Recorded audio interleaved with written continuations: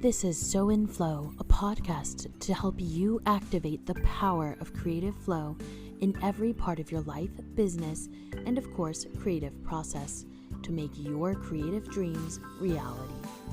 This podcast is produced in collaboration with Seahorse Bookstore, the independent bookstore with a mission to awaken the imagination. Order your books and stream your audiobooks through Seahorse. Hey, this is Molly Murray. Welcome to So In Flow. Hey there, I'm your host, Molly Murray. I am a creative flow coach, a rapid transformational therapy practitioner, and an energy healer. And I own Seahorse Bookstore, an independent bookstore on the southwest coast of Scotland, with my husband, Gordon Murray.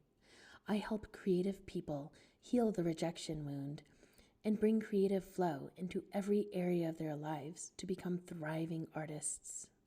I believe that the block is the way, and the issues that are holding us back also hold the treasures we need to become who we need to be to reach our goals. Hello, So In Flow. I am so excited today. We are going to have a chat with Elle Bright. Elle Bright is a photographer and creator of the Bright Effect method, which utilizes science and mind-body connection to help busy, successful women entrepreneurs to become burnout free. She worked in the mining industry for over 20 years, and then when her son was born, she flipped her hobby, photography, into a six-figure Boudoir Studio and has been working with Gok Wan since 2019. She was awarded Most Inspiring Women's Photographer UK 2023, and it is so exciting to talk with her today about creativity and her creative flow. Welcome, Elle. Thank you so much for being here. Hi, Molly. Thank you so much. I'm excited to talk with you today about everything creative. I know this is so fun. Our conversations always go so long and deep, and Elle is just a treasure trove of beautiful information. Before we get started, I would love to pick a card for our conversation and for Elle. And I'm going to pick it from the Work Your Light deck by Rebecca Campbell, which is perfect because Elle, is the creator of the Bright Effect method. So she just goes along with light. So that's who she is. Okay, this one's calling me. Ooh, and Rama, where are you being called to journey to? I feel like that is very powerful. All right, Elle, I'm going to leave it with that and ask if you can tell us a little bit about yourself and your journey and where you're being called right now. Wow, what an interesting card to pull today, Molly. So yeah. Oh, I'm an explorer at heart. Actually, one of my best friends gave me it's a wooden item, it's painted, it's got a VW van on it, and it's like keep on exploring. It's beautiful. And she gave me that when we got a VW van a few years back. And when I was a geologist, but I'd had my little boy and I was just starting my photography business. So it was really exciting. Life's a journey, right? And when I was young, I lived in a small place and went to university in the big city. And I always wanted to get out from where I was. I always thought, the rest of the world is where I want to be, where I want to see. It felt so small to be where I was because Australia is far from everything, right?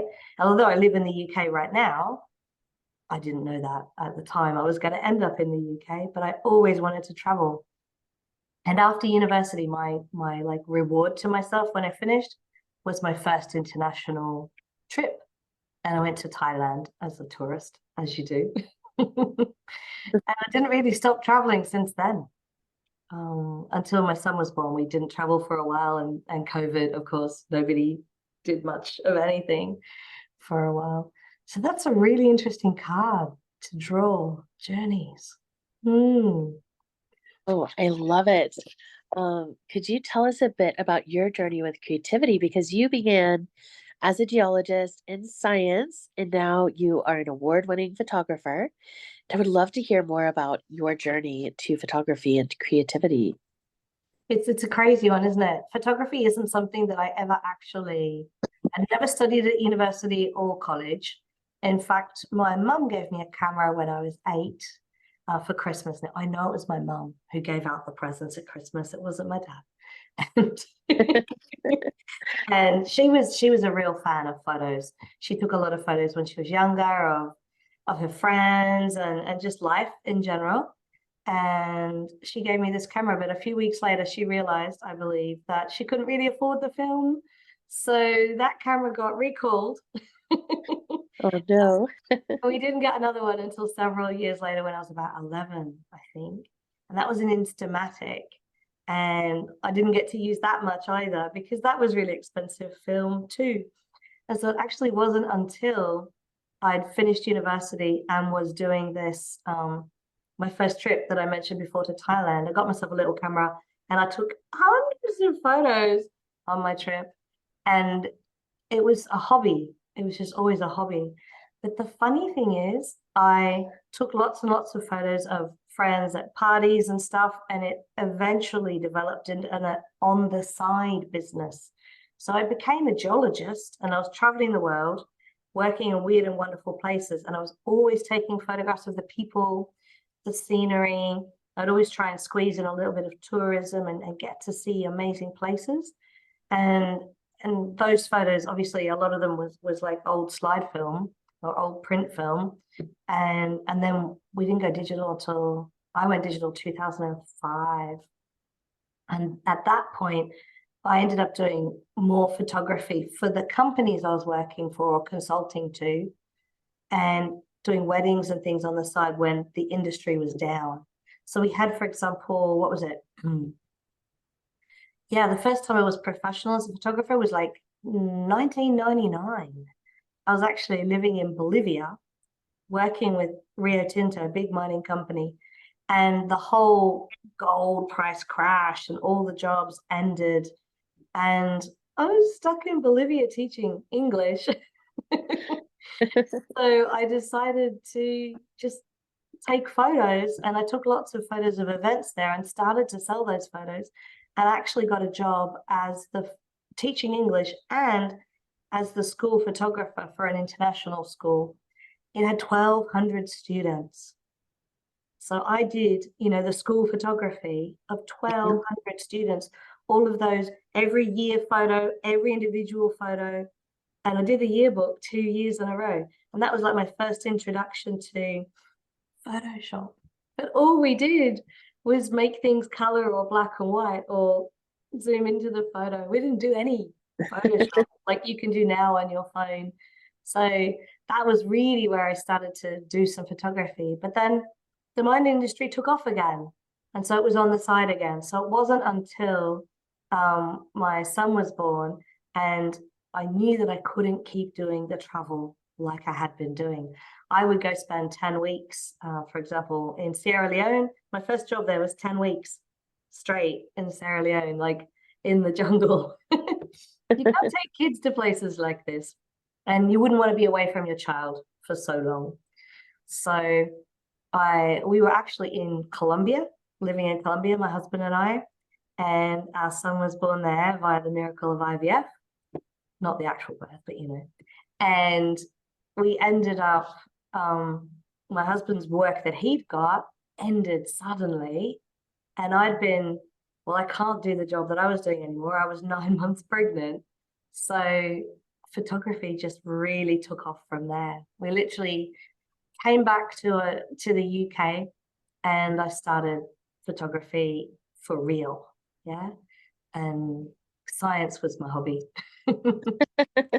And that was why I like started from zero in the UK with my photography. And that was the beginning of 2016, I basically opened my business. And then by 2019, we had work with Gok Wan, and my studio in the chapel was running. And yeah, by the end of 2020, I had my first award, which was just awesome, and just kept going from there. Wow, I love that. Now, Elle, I feel like you are the master of pivoting and shifting. Can you give our listeners some advice on how to pivot and shift? How to pivot and shift. Number one, work out what it is you actually want, like truly, truly want. Like, you know, in my heart, in my soul of souls, what do I really, really want to do? I could have chosen to do something else entirely. You know, I didn't have to make my photography into a business. I could have gone down there. I'm fluent Spanish and Portuguese. I could have gone down that track because I have experience in that. I could have done desk work as a geologist and no travel. That job exists. But for whatever reason, I went, no, I want to make photography what I'm doing. And I want to photograph women and empower women. So much pressure for us to look and be a certain way. And I was free of that in the mining industry. I didn't have to wear makeup or worry about my hair or anything. I felt I was completely free from all of those body image issues that so many women were suffering from. And I noticed a lot of that when I was pregnant as well.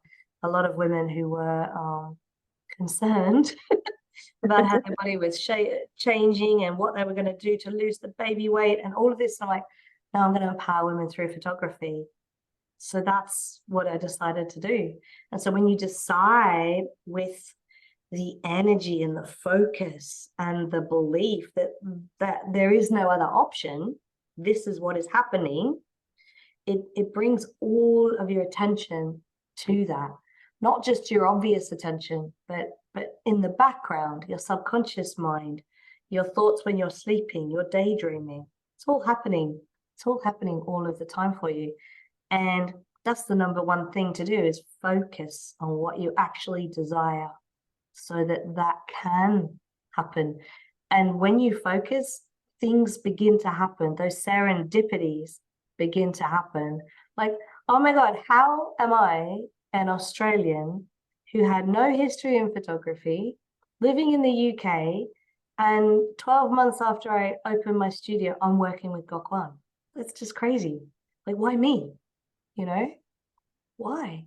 And I believe always that it's you are focused, you're making it happen. And it's not like you even need to push.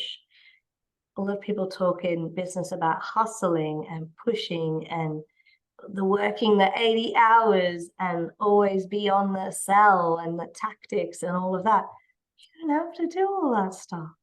What you need to do is allow yourself to actually do what lights you up. So you're going to be, you know, desiring to go this way. And if that's something you enjoy doing, and if that's something that is really pulling you like a magnet, then you're going to pull the things that are interesting to you into your experience. You're going to notice them. Like when you're scrolling through social media, you will notice things that fit within that new perspective as you like step into that identity.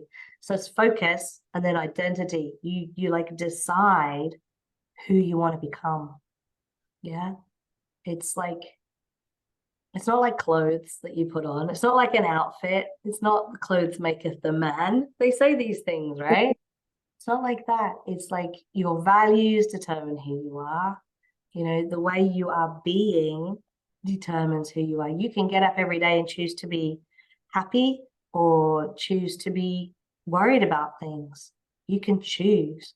And it's choosing when you're in that pivoting phase, when you're like, oh my God, who am I? What am I doing? Because we so identify with our jobs, don't we? We so identify with our like, not just your job, but like who you are as a person. Like, I'm a mother, I'm a wife, I'm a daughter, I'm a sister. You know, all of these identities. We're multifaceted as women. And that's what I love about like my photography. I get to bring out different aspects of somebody just through the way that they are holding themselves and being. But yeah, focus and identity. Who are you? Who do you want to be? Because whatever you do, who you are will shine through. This is the cool part of it. It doesn't really matter what it is you're doing. I focus in my mindset work on empowering women entrepreneurs, because not just because I am a woman, but I understand the experience of, I believe, of womanhood, where we're looking for that life work harmony not work-life balance. That's BS. I understand that. And we've got hormones and we've got responsibilities and obligations and social pressure. I don't want to work with men because it's a totally different experience for them than it is for a woman who's an entrepreneur. So my focus, if you look at it throughout my life, the thread of who I am in my life is the same. But the way I express that has been taking different forms. Yeah. Oh, I love that. It's just so powerful. There's so many powerful things to talk about in what you just said. But one of the things I love most is how this focus of who you are, the thread has been the same. And I feel like one of the most powerful things you speak about is the energy, how you came into being just embracing the yourself as an energetic being, as well as being a science-based rational thinker. To me, So they're all the same thing because we are at our core, in terms of science, we are tiny, tiny particles. That it's all based on energy. It's all energy. And if you look at scans of our brains, where there's the energetic buzz happening between the cells, energy is the basis of everything. And I also think of money in terms of energy as well, because it's an exchange of energy between, I give you this, you give me that. It's a very simple and makes sense, logical way of looking at everything. Yeah.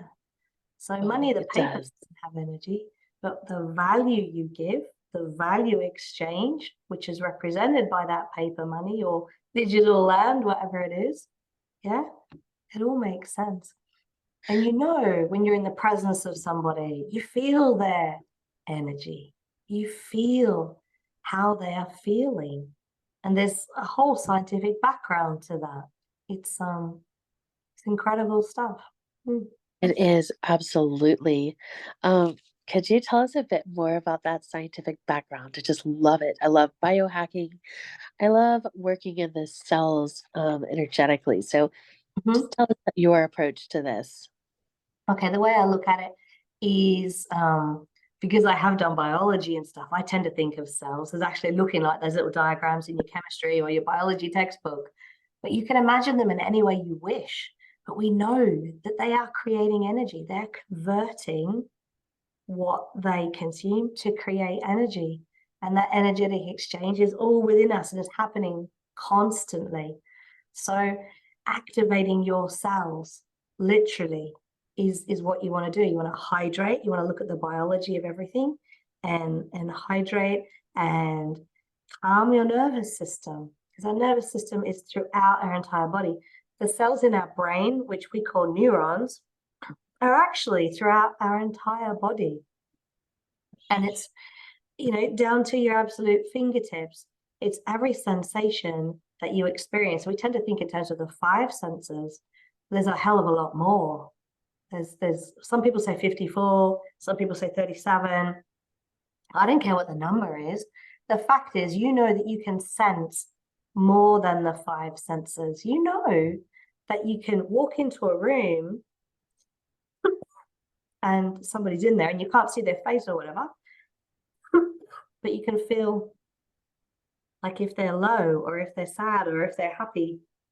There's so much going on that's beyond our normal five senses. Yeah. Oh, absolutely. I love it. That's how I always explain energy to people as well as Have a like little cold. you can feel someone's mood when they come in. Um, so now I would love to ask you about energy and creativity because that's how I feel creativity is. It's an energy. Tell us how you use this in your work. In terms of, I can give you a scientific one from a geology point of view, but it might be a bit tricky. But essentially, I used to work in like gold exploration, like where is the gold? And that was all about energy, the energy of where did the gold come from? And typically speaking, it comes from deep in the earth. in a hot fluid like a magma. There's gold in there, and it's being shot up through cracks, fissures, breakages in the crust until the pressure drops, and then the gold can fall out. So that's when it happens in a vein, like quartz, white rock, or white crystals with little gold in it. And then after that, it breaks down, and you get it panned in rivers and stuff. That's a whole boom of energy. But in terms of photography, that interaction between people, like we just mentioned, you know, when someone were to come into my studio for a boudoir photo shoot, that woman is nervous. She could even be scared to death, you know. I had one woman say to me, she had recently become divorced, and she was looking, this is that moment where you like go, oh my God, what am I going to do with my life? And she did a walk on a plane, you know, where you actually, you're tired, you're tethered, it's safe. You could be dangling, but you walk on a biplane. Like, could you imagine doing that? You know? She's like, and this was more scary. This was more challenging for me to have a boudoir photo shoot. I'm like, why? Like, there is no physical danger here. You know? And people had said to me, like, skydiving. Another one had done skydiving. She's like, this is scarier. This is scarier than skydiving. I'm like, why? And I had to figure it out. And basically, because we have this concept, talking about identity, you have this concept of who we are. And our brains are always trying to keep us safe. So our concept is always that we are less attractive, less able, less knowledgeable than what we really are. We're not objective with ourselves at all. We don't see our magnificence. And if you do, there are a lot of people who will try and squash you down, right? There are a lot of people who are like, that's arrogant, that's pig-headed, you're too big for your boots. And so we're always holding ourselves back from fully expressing who we are and our potential because we're worried about what other people are going to say. Yeah. But when I would get a woman into my studio and I would help her to calm, so that stress was gone.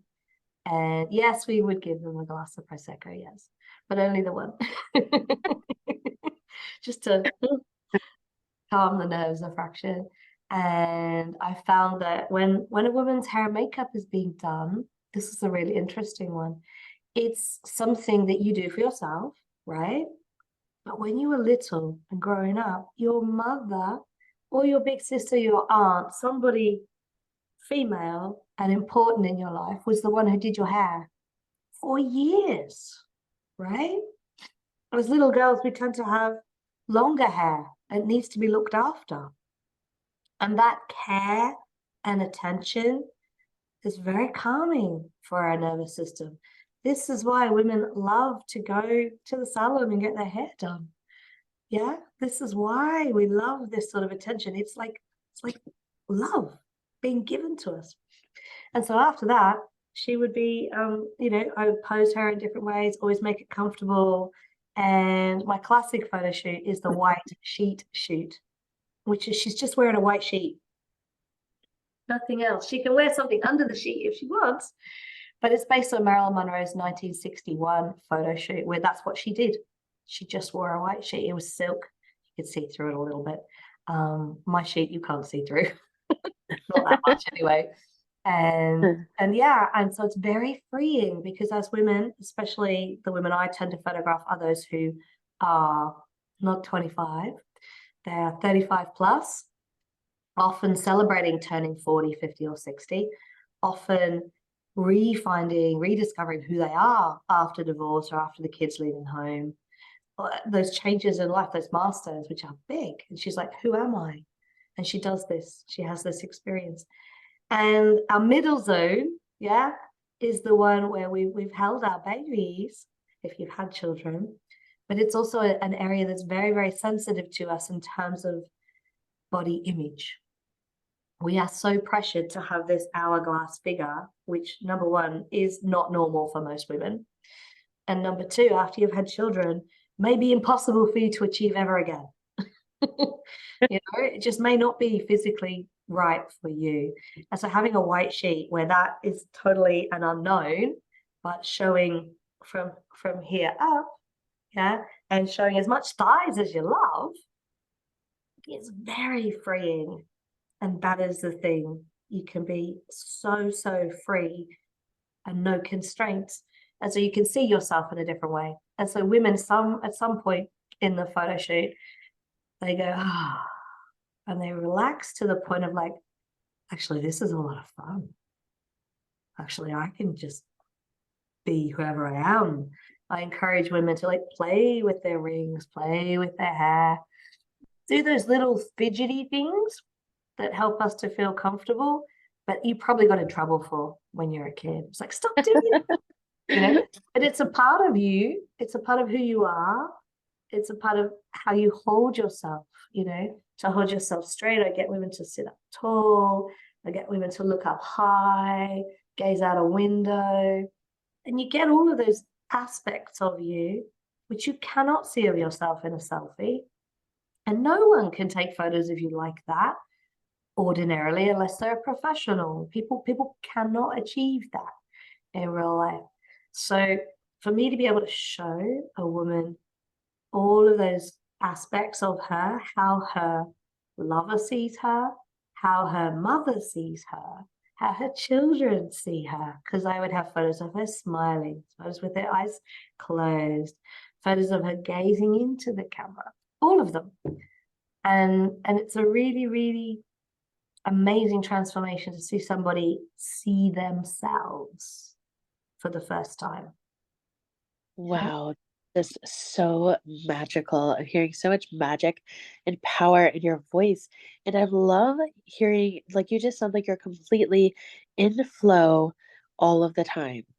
Now, Yeah. could you tell me how you find that creative flow, or how you can tell our listeners tips on how they can find creative flow?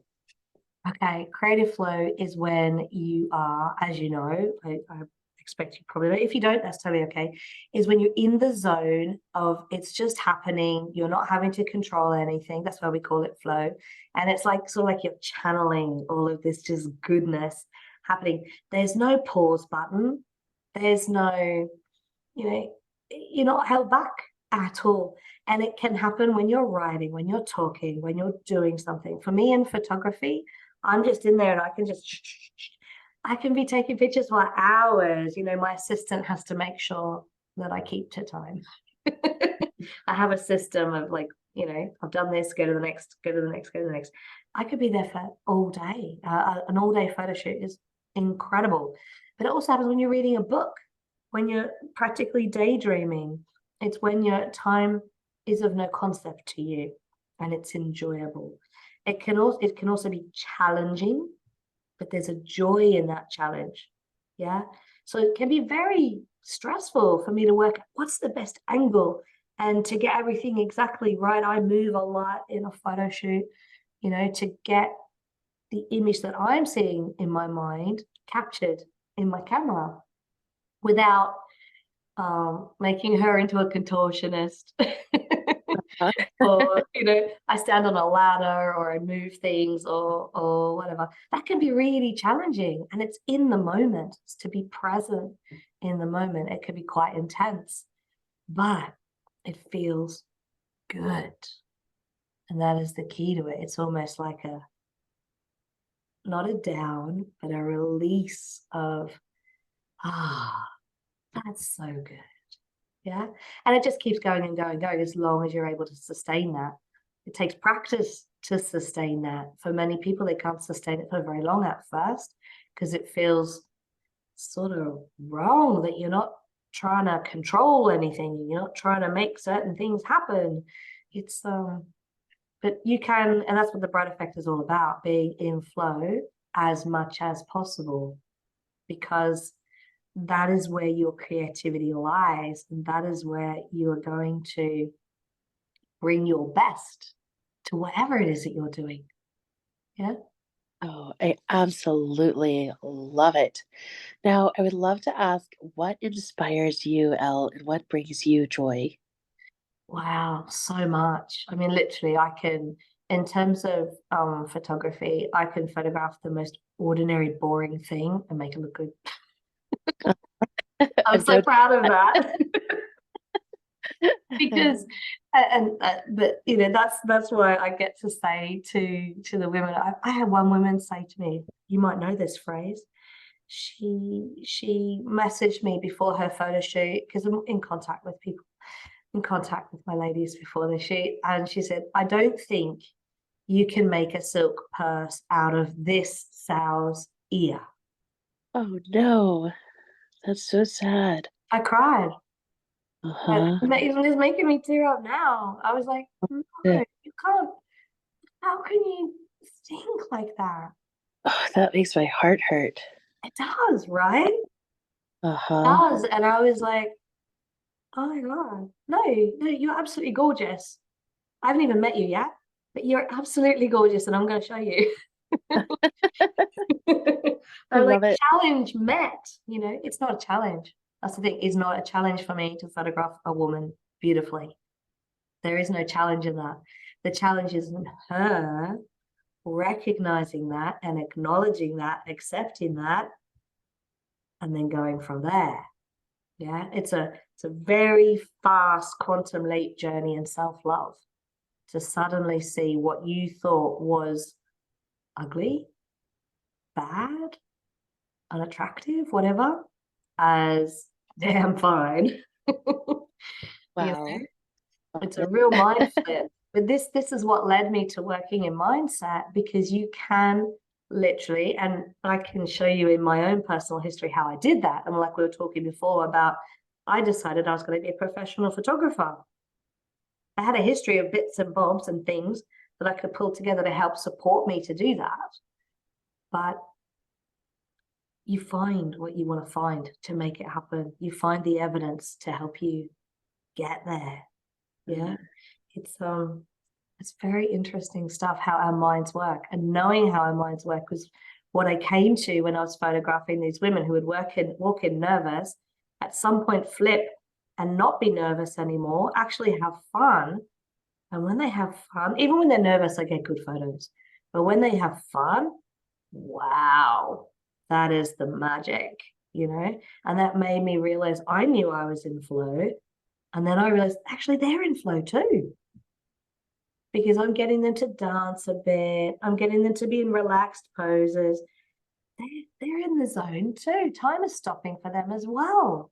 And it was that whole juncture of it coming together, and that co-creation is what actually, you know, you can't photograph someone who's unwilling. That doesn't work. And so that's where the magic would come into it, that we're actually both on this same train and creating something together. She didn't know what it was. I did. Yeah, so that got me to mindset. It's like, actually, if you decide, the woman was deciding, who do I need to be if I'm someone who has a boudoir photo shoot? I'm not the person I am normally. I'm somebody else. And they literally step into that identity during the photo shoot. Yeah. Yes. In whole or in part. And when she leaves, because she sees a few pictures on the back of the camera, not a big deal. And when she leaves, she walks out a different woman. She's definitely a different woman when she goes back out that same door, because there's one door in and out. And when she were, at first, when she would to come back, at first I couldn't show you photos on the same day. Then we upped our system, and now we could show women photos on the same day or the next morning, that sort of thing. But she would come back a week later and see her photos. And she would be often in shock, because I don't do a lot of Photoshop. This is, you know, real. And she'd be like, wow, I remember that. And I remember how I felt.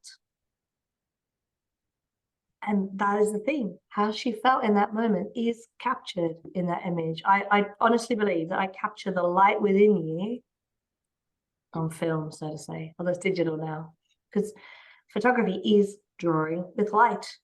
So I was capturing that, yeah, her light. And she would see that on the big TV screen and look at herself and be like, wow, that's me, but that's not me. Wow, that's me, but that's not me. She was in that space of recognizing herself, but not yet accepting that she met the societal standard of beauty or whatever concept she had that she was pushing against. Yeah. And it is that. So the next switch gets flipped when she comes to the realization, when she's seeing the photos for the first time, that actually that is who she is. And she is beautiful and powerful and perfectly fine. She's damn good. And so then she wants the photos to prove that to herself. And this is the most beautiful part of it, is that when you have those photos in your hand or an artwork on the wall, you can look at that any time. Even on your phone, you can look at it at any moment and get that confidence boost again and again and again. And I was seeing that in my clients. I'm like, okay, COVID has hit, my studio is shut, I have to bottle this. So as a scientist, I dove into all of the science and the neuroscience. And my sister's a biochemist, so I'd ask her questions. And we're like, blah, blah, blah. Very cool. And I figured it out. I figured out a system whereby you don't have to have a photo shoot, but you can make it's bigger than an identity flip. It's literally deciding on the basis of your values who you are becoming and enabling you to be who you want to be. So you can think of it in terms of identity, but it's more than identity. It's not a label. It's not a label stuck on you. Wow, I just love this, Elle. There's so many beautiful avenues I could ask you about right now, but I feel like you've taken us through such It's a lot, isn't it? for your client. It's just, well, what I love is like you've taken them through a huge challenge that they've overcome by seeing yourself. And now I'd love to ask you how you came through, like as artists, as creatives, we meet so much rejection and perceived failure along the way. And that holds people back. Could you tell us when you met a rejection or a perceived failure, it maybe held you down for a while, but you moved through it? Oh, absolutely. I can't tell you how many times that's happened. So many times. I mean, the whole photography journey, becoming professional with that recently, was just constantly imposter syndrome. And am I worthy of doing this? I don't have a piece of paper. I've never done this before. It was just constant, you know. But what I discovered was my history, having been literally the only woman in the room a lot of the time in the mining industry, meant that I'd done this so many times, faced a situation where I wasn't sure if I was capable of doing it, and pulled through somehow. And sometimes I failed, but I'd pulled through enough times to know that I could just keep trying and I'd get there. And that is the basic belief. If you look at Thomas Edison, they said that he had over 1,000 attempts at getting the light bulb. 1,000. I've never tried anything 1,000 times, you know, and I've succeeded way before then. And this is the thing. So when we talked before about number one was focus, if you've decided that that is my focus and that is going to happen and there are no other options, then you will try 1,000 times. Think of a baby learning to walk. The only babies that don't learn to walk are the babies that physically cannot walk, right? They don't have mind games. When we grow up, we get mind games that stop us from doing the things that we could totally do. But we get stuck in our heads. So yeah, that's why I dive into all of the science, because a baby will get up and fall down how many times? Oh my God. It might be 1,000. It's a lot, but they don't give up. And that's the key to it. So when I was the only woman in the mining industry and I was like, well, I'm the only one. So nobody knows if I can or I can't do it. So I'm just going to give it a go. And I just kept giving it a go and kept giving it a go. And when you go through that process of you give it a go and you critically assess it objectively, get someone else to help you to do that. Yeah, that's part of my process of the focus wheel. is to do that, because we get stuck in going, oh, well, I'm no good at it, I shouldn't try. Where's the proof of that? If you're just doing something for the first time or even the 10th time, you haven't learned how to do it yet. You haven't given yourself the chance. We tend to think we should be able to first try, get it right. That's not real. It's really not real. And have a look, for example, at like Elon Musk. You know, like there are not many more people on the planet who at this point in time have more money, more power, more status, more influence than Elon Musk, right? He is a seriously smart guy. Number one, he is not the smartest guy on the planet. Number two, he is not the richest man on the planet, so he's probably pretty close if he's not. He has gone bankrupt in the past. But he believed in his own abilities to come back and go further. Maybe it's something different, but he believed in himself. And that is the bottom line of everything, is to believe in yourself that you can. Which just sounds all self-helpy. But the truth is, if you don't believe you can, it'll never happen. That's right. It's so powerful to have that self-belief. So to close the interview, I would just love to ask you, what is your favorite piece of advice for someone who's on their creative journey right now? What would you love listeners to take away from this conversation? Okay, there's two parts to my answer. So part one is get out of your comfort zone, make the effort, go for it, be creative, and don't worry about criticism. Put your blinders on and focus on where you want to go, where you want to be, who you want to be to go where you want to go. Yeah. But the second part of that is we get stuck all along the way. And the reasons we get stuck is we feel scared, we get self-doubt, we get unmotivated because we think, oh, I can't do it or whatever. What you want to learn to do there is what we call regulate your nervous system. And the key thing to do that is focus on doing what you love. And we talked about flow before, right? So the thing you're going to focus on and what you want to do is your creative, whatever it is, whether you write, you paint, you do physical activity, music. I don't care what it is, what you think is your creative. It's however you create what you bring into the world. That you'll have flow, and then you'll get blocked by these mind games and things that happen. The thing with calming your nervous system is you get flow in something else that lights you up. And that builds you to do the thing you want to do. This is what I learned from my photography, because what does a boudoir photo shoot have to do with a woman going home and getting a new job? What's it got to do with it? Nothing.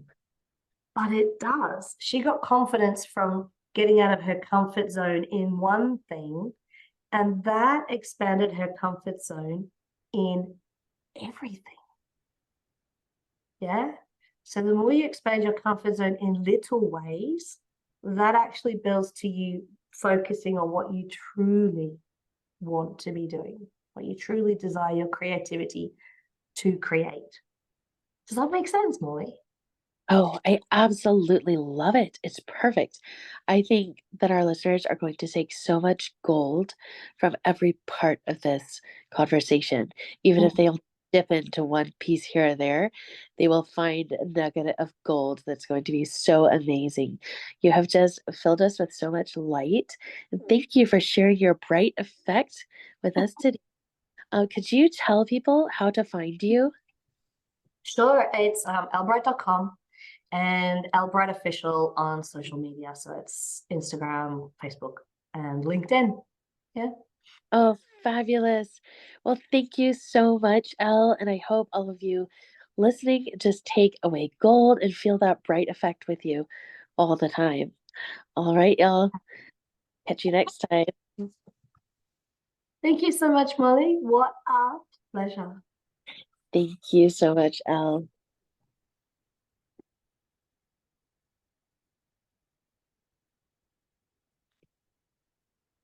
Did this episode resonate with you? If your heart feels that pain of being rejected, and you would love to heal the rejection wound and feel accepted, celebrated, and belonging, join Beloved, a 3-week experience to heal the rejection wound forever. It includes a live workshop and group gatherings, a pop-up Facebook group, and a pre-recorded rapid transformational therapy session and subconscious transformation meditation to recode your neural pathways to feel the love surrounding you. Thank you so much for listening. Thank you for sharing your time and your energy and for sharing your creativity with the world. I would love to give you an invitation to create the magic of flow in your life and work, because I know that the world is a better place when you create the visions on your heart. If you would love to focus and become immersed in creative flow, no matter what else is going on in your life, then hop on my website, sowinflowwithmollymurray.com, and download 15 minutes to focus and flow for free. If you would love inspiration on your creative journey, join the Sow in Flow book club through my email list. Join us each month to explore creativity and spirituality. If you would love community and accountability on your creative journey, I would love to invite you to join the Luminaries Creative Collective, a community where you can take part in lush, inspiring creative gatherings. If you would love to become a thriving creative, I invite you to apply to become a luminary through the Luminaries Creative Collective course for thriving creatives. Experience the magic of flow in every part of your life. If you would love support along any step of your creative journey, then reach out to me about my lush one-on-one creative mentorship packages. This podcast is produced in collaboration with Seahorse Bookstore, the independent bookstore committed to awakening the imagination. Order your books and stream your audiobooks through Seahorse. I am so excited for you to create the impact you deserve and to truly thrive as a creative. Together, we are changing the world in wonderful ways. If this discussion piqued your interest, I hope you stay tuned for the next episode.